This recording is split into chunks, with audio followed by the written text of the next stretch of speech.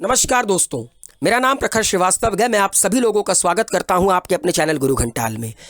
दोस्तों, आज हम बात करेंगे सरोगेसी के बारे में। सरोगेसी होती क्या है, कितने प्रकार की होती है, नया जो सरोगेसी बिल सरकार लेकर आई उसमें क्या प्रावधान है, आज हम इन सारे मुद्दों पर बात करेंगे बैक टू बैक। सबसे पहला सवाल, सरोगेसी होती क्या है। सिंपल लैंग्वेज में अगर बताऊं तो सरोगेसी एक तरह का प्रोसेस है जिसमें मान लीजिए कि एक लीगली मैरिड कपल है। मैं हिंदुस्तान की बात कर रहा हूं। एक लीगली मैरिड कपल है, 5 साल हो गए शादी को, इन्होंने ट्राई किया मगर इन्हें बच्चा नहीं हुआ। देन सरोगेसी का ऑप्शन इनके पास आता है।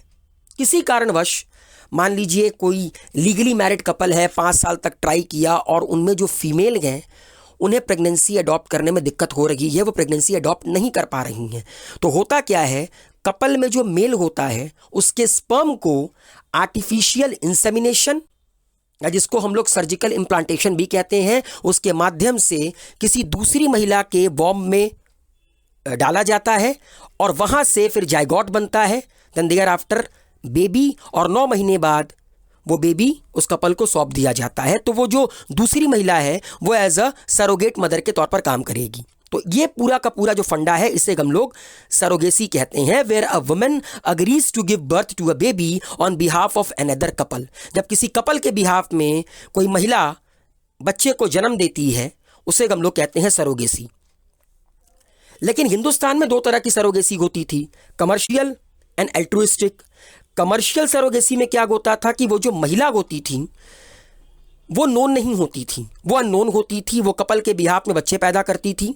बदले में कपल उनको मोटी रकम देते थे, जो कि अब हिंदुस्तान में खत्म कर दिया गया नए सरोगेसी बिल के अंदर। अब कमर्शियल सरोगेसी हिंदुस्तान में खत्म होगी। नाम से पता चल रहा होगा एक तरह का बिजनेस है कमर्शियल सरोगेसी, तो वो खत्म। 5 साल तक की सजा का प्रावधान रखा गया है। अब हिंदुस्तान में सिर्फ एल्ट्रुइस्टिक सरोगेसी ही पॉसिबल है। एल्ट्रुइस्टिक सरोगेसी मतलब कि जो महिला कपल के बिहाफ में बच्चे को जन्म देगी वो उस कपल की रिलेटिव्स होनी चाहिए, वो उनकी जानकार होनी चाहिए, तभी जाकर सरोगेसी पॉसिबल है। और जो कपल होनी चाहिए उनकी एज का भी एक थ्रेशोल्ड बनाया गया है, 23 से 50 साल फीमेल की उम्र होनी चाहिए और मेल की उम्र 26 से लेकर 55 साल होनी चाहिए। इसके नीचे या इसके ऊपर अगर कोई कपल है तो फिर सरोगेसी पॉसिबल नहीं है।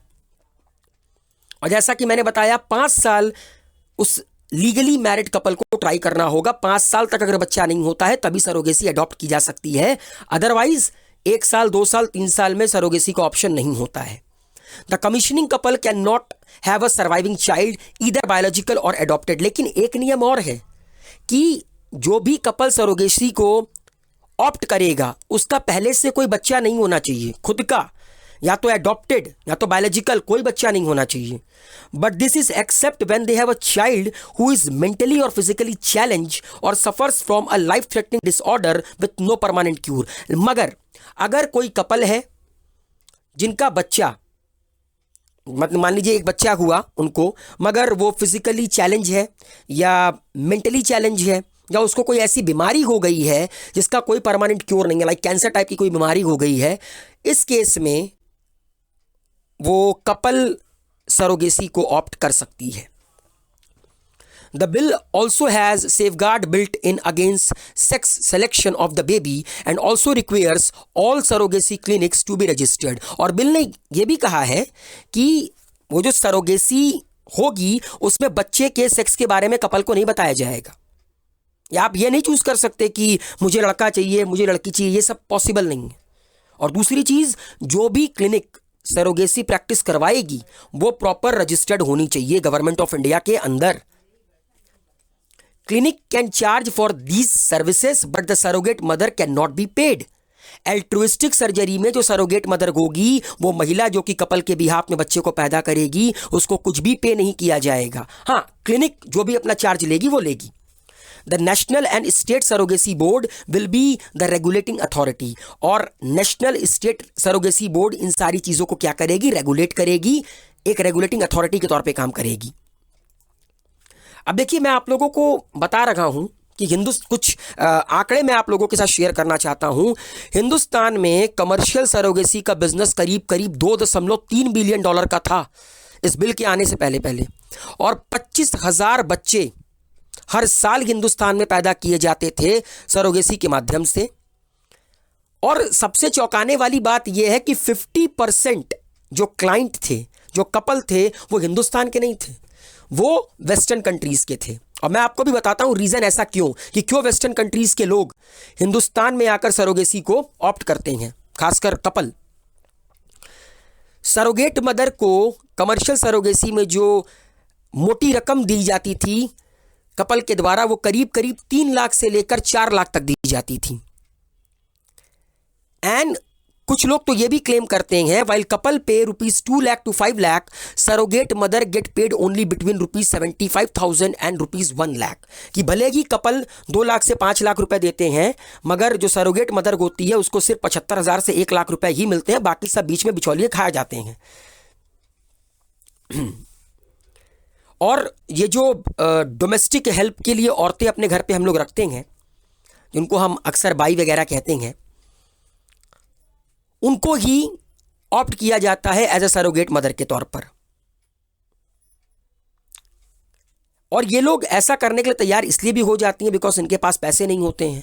एक बार में इतने पैसे आते हैं तो ये मान लेती हैं, भाई देखो, क्योंकि एक बात ये बताऊं, सब कुछ पेट का है। पेट अगर भरा है ना तो सब कुछ ठीक है, पेट नहीं भरा है ना तो फिर कोई भी काम बड़ा छोटा सही गलत इंसान को नहीं लगता है। अब मैं आपको रीज़न बताता हूं कि क्यों वेस्ट के लोग यहां पर आकर हिंदुस्तान में सरोगेसी को ऑप्ट करते हैं। यूएसए में सरोगेसी का कॉस्ट लगता है करीब करीब $2 लाख, यूक्रेन में $60,000, जॉर्जिया में $50,000, थाईलैंड में $45,000 और इंडिया में सबसे सस्ती कमर्शियल सरोगेसी होती है $30,000। अब आप समझ गए होंगे कि हिंदुस्तान आकर वेस्ट के लोग क्यों सरोगेसी करवाते हैं, क्योंकि अगर हम उनके करेंसी को अपने करेंसी से कंपेयर करें तो हमारी करेंसी कमज़ोर गए। हिंदुस्तान वहाँ के देशों के लिए, वेस्ट के देशों के लिए एक सस्ता मुल्क गए, यहाँ पर आते हैं सरोगेसी कराते हैं, बच्चा लेकर फुर। तो इसीलिए सरकार ने कमर्शियल सरोगेसी को बंद कर दिया। अब हिंदुस्तान में सिर्फ एल्ट्रुइस्टिक सरोगेसी प्रैक्टिस होती है। What is the significance of altruistic surrogacy on across the globe? अब हिंदुस्तान की बात तो मैंने कर दी, अब मैं पूरे विश्व की बात करूंगा कि across the globe altruistic surrogacy का क्या सिग्निफिकेंस है। इन द यूके, मैं अगर बात करूं यूनाइटेड किंगडम की, laws on surrogacy allows only altruistic arrangement where the surrogate can be paid only reasonable expenses. UK ने साफ तौर पर कह रखा है अपने देश के लोगों के लिए कि यहां पर किसी भी तरह की कमर्शियल सरोगेसी नहीं होगी, सिर्फ एल्ट्रुइस्टिक सरोगेसी, और जो सरोगेट मदर होगी उसको रीजनेबल एक्सपेंसेस दिए जाएंगे। ठीक है, भर भर कर पैसे नहीं दिए जाएंगे।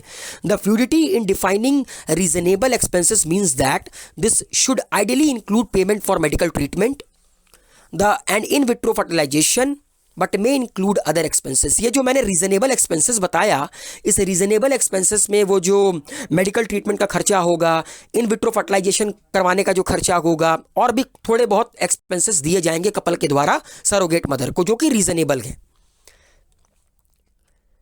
In most of Australia, altruistic surrogacy entails restricted. In different part of the world, varying level of legal restriction or complete ban are practiced. कई सारे मुल्कों में तो सरोगेसी पूरी तरह बैन है। ऑस्ट्रेलिया में मोस्ट ऑफ जगह पर ये बैन है, एल्ट्रुइस्टिक सरोगेसी भी बैन है। और विश्व के डिफरेंट पार्ट में अलग अलग तरह के लीगल रिस्ट्रिक्शन लगाए गए हैं। सब देशों ने अपने अकॉर्डिंग लॉ तय किया है। कई सारे मुल्कों में तो इसको बैन किया गया है। Pre approved payment to surrogate including for died during the pregnancy and or for the medical treatment।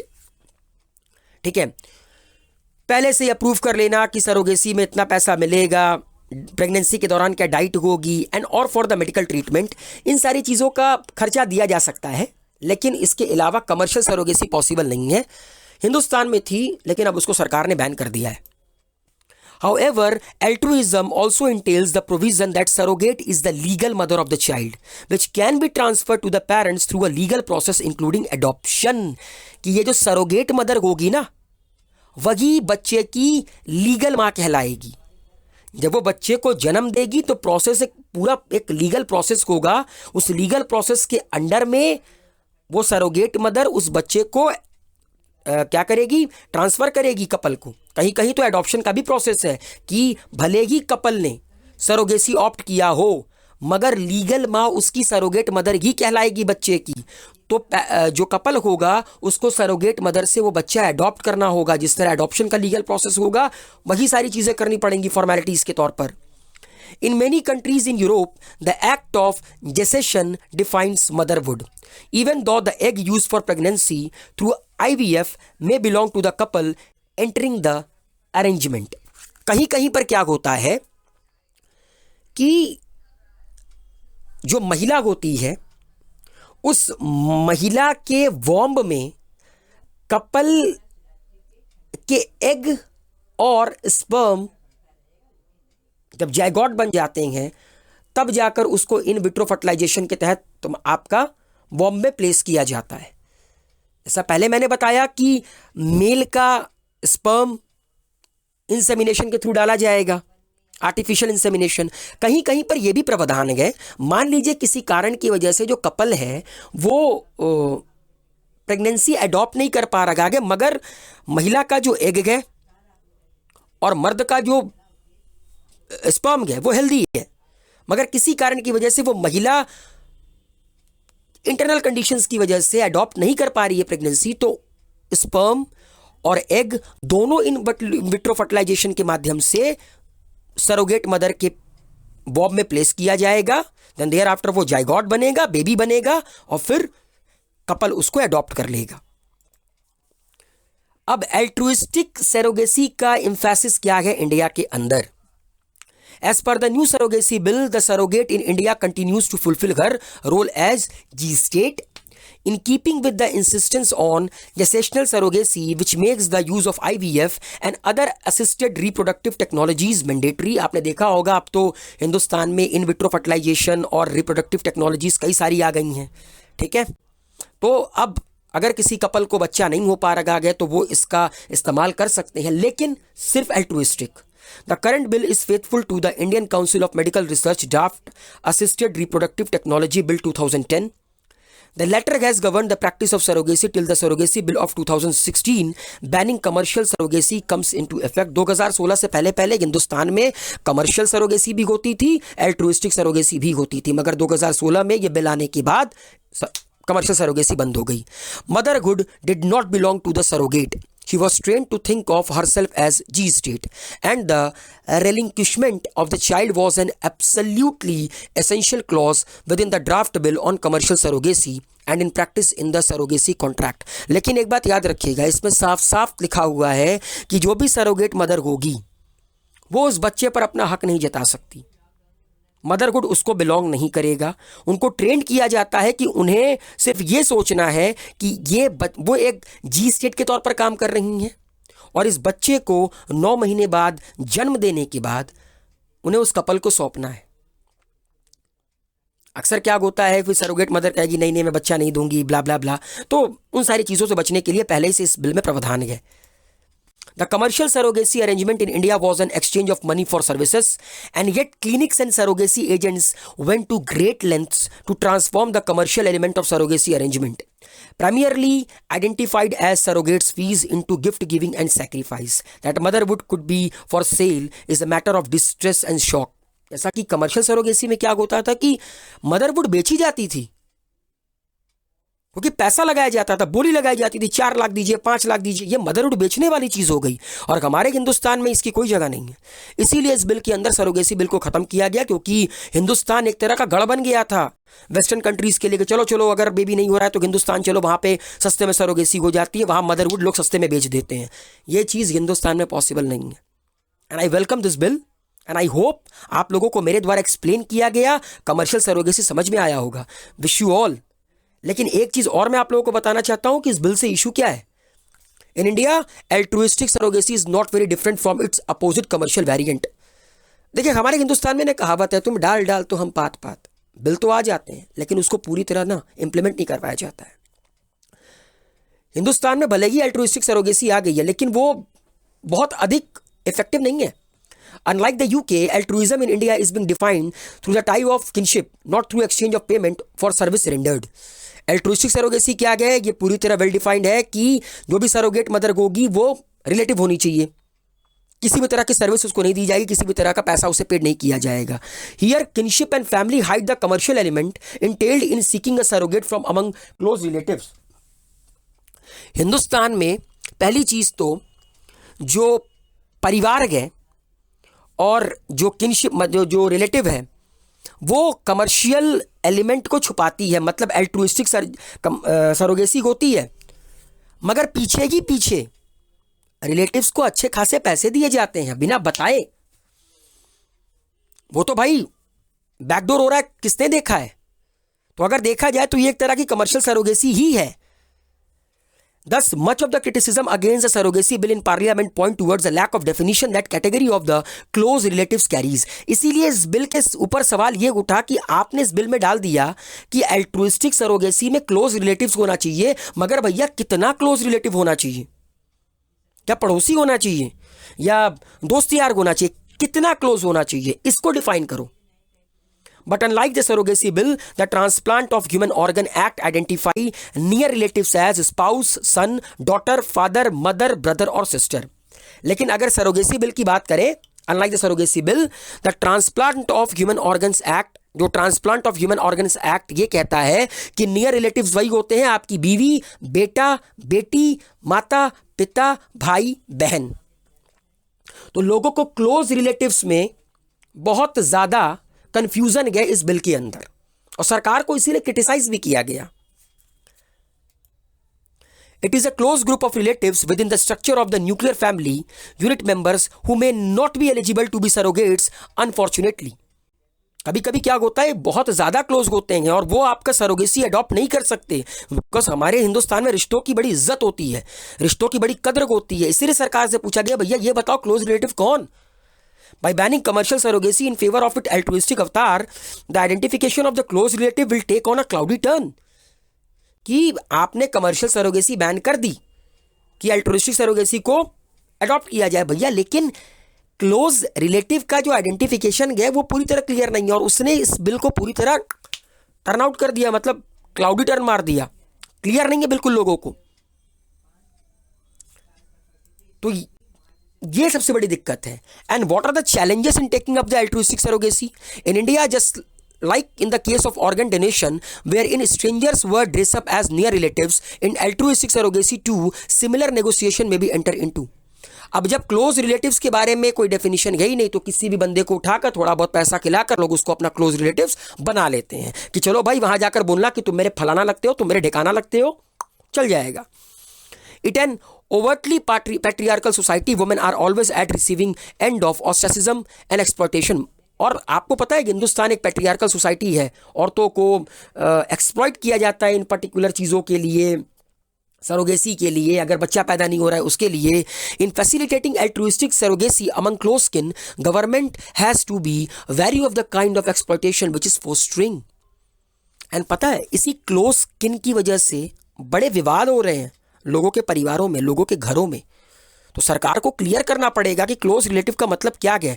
Despite exempting gay couples, single man and women and living couples for seeking surrogacy, the bill fails to define the regulative mechanism within altruistic surrogacy. Altruistic surrogacy में ये परिधान तो गए कि despite exempting gay couple exempt गए, single man and women and live in couple from seeking surrogacy, मतलब कि गे couple जो होते हैं, सिंगल एक रिलेशनशिप में रहने वाले अनमैरिड कपल या लिव इन कपल, ये सरोगेसी को नहीं अडॉप्ट कर सकते, इनको एग्जेम्प्ट रखा गया इस बिल में। The bill fails to define the regulative mechanism within altruistic surrogacy. Altruistic surrogacy का रेगुलेटिव मैकेनिज्म को डिफाइन करने में ये बिल फेल हो गया। सरकार को इस बिल में एक एक चीज़ें लिखनी चाहिए थी ताकि लोग कंफ्यूज ना हो।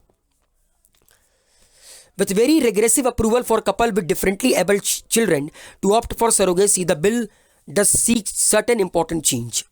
मतलब with very regressive approval for couple with differently abled children to opt for surrogacy, the bill does seek return important changes. मतलब इस बिल में बहुत सारे चेंजेस की ज़रूरत है क्योंकि बहुत सारी चीज़ें बिल्कुल क्लाउडिंग है, क्लियर नहीं है।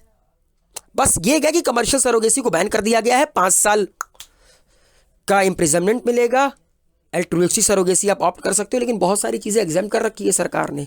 The popularity of IVF and other assisted reproductive technologies stem from a problematic conceptualisation of infertility itself, pushing couple to opt for invasive intervention within a year of unprotected coitus. कभी कभी क्या होता है, in vitro fertilisation भी fail हो जाता है, बहुत दिक्कतें होती हैं कभी कभार, तो फिर कपल जाता है invasive intervention within a year of unprotected coitus. कभी कभी बहुत दिक्कतें हो जाती हैं इस सरोगेसी को लेकर, कभी कभी इन विट्रो फर्टिलाइजेशन भी फेल हो जाता है। तो उम्मीद है मेरे द्वारा एक्सप्लेन किया गया सरोगेसी कितने तरह की होती है, सरोगेसी होती क्या है, सरोगेसी बिल में क्या है, इसमें क्या दिक्कतें हैं। अगर किसी भी तरह का डाउट हो तो कमेंट बॉक्स में लिखकर सबमिट कीजिए। Wish you all a very good luck, take care, goodbye, do subscribe Guru Ghantal, don't forget to press the bell icon, like share and comment this video. Thank you so much.